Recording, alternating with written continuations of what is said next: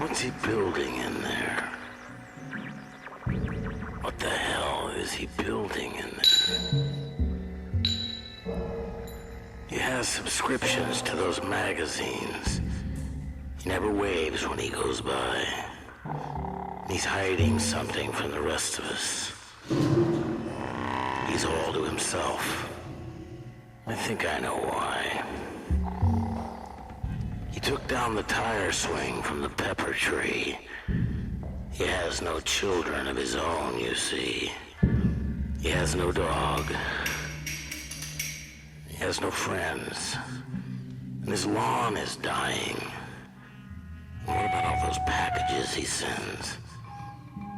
What's he building in there? With that hook light on the stairs. What's he building in there?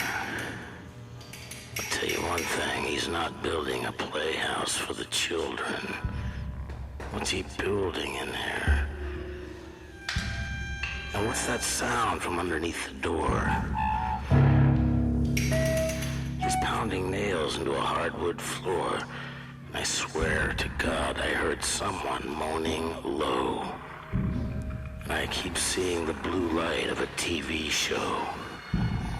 He has a router and a table saw. And you won't believe what Mr. Stitches saw. There's poison underneath the sink, of course. But there's also enough formaldehyde to choke a horse. What's he building in there? What the hell is he building in there? I heard he has an ex-wife in some place called Mayor's Income, Tennessee. And he used to have a consulting business in Indonesia. But what's he building in there? He has no friends, but he gets a lot of mail. I'll bet he spent a little time in jail. I heard he was up on the roof last night signaling with a flashlight. And what's that tune he's always whistling? What's he building in there? What's he building in there? We have a right to know.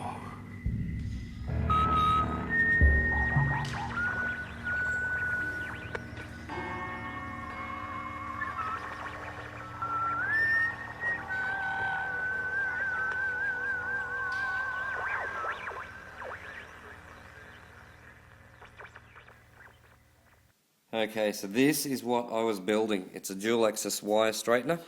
I got myself 6 of these wheels here and a stainless steel fully enclosed bearing with an 8mm threaded stud with a slot on the back so that we can fix it from the rear and still have a nice flush face.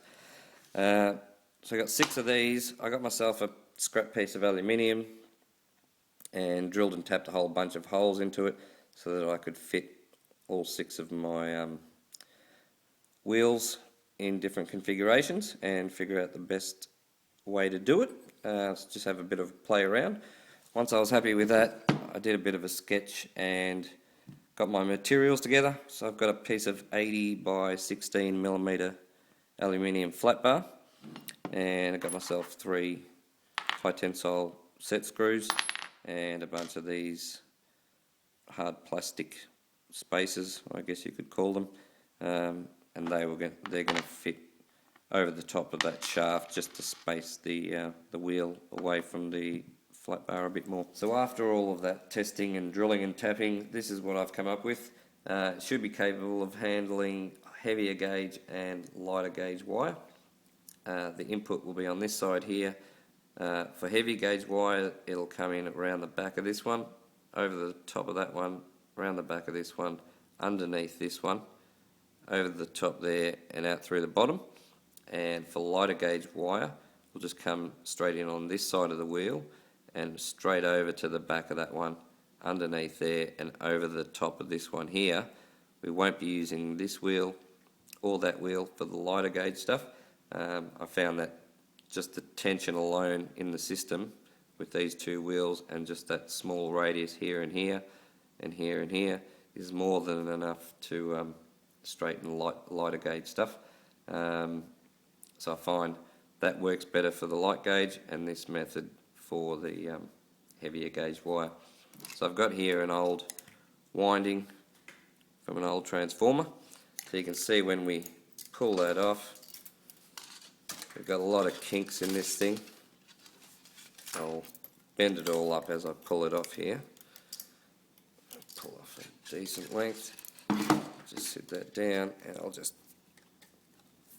bend that up so you can see that's pretty crinkled now. That's worse than what it would look like if you just pulled it straight off. It'll look something like that. But even then, you can't pull those kinks all the way out. So if you're building a Tesla coil, it's going to look a bit unsightly. It's not exactly going to be perfect. So straighten that out a bit and we will put this thing in the system and see what it comes out as.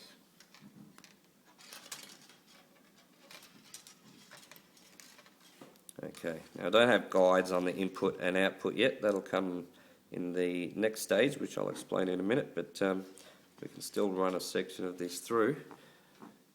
And here we go.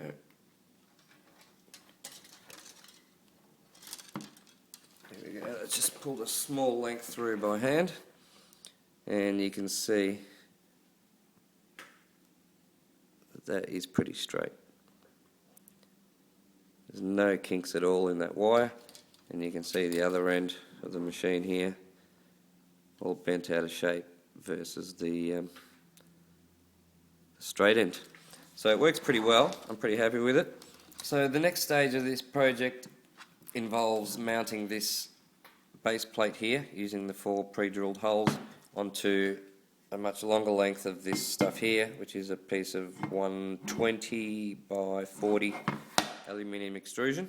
And these holes in the top here are lining up with these slots here to make it easy to make this thing modular.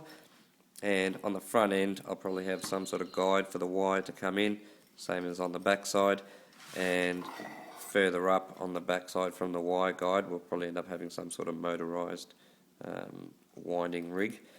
But that'll come later. I'm pretty happy with the output side of this. It's coming up pretty straight and it's looking pretty good so far. Pretty heavy duty, so I'm happy with it.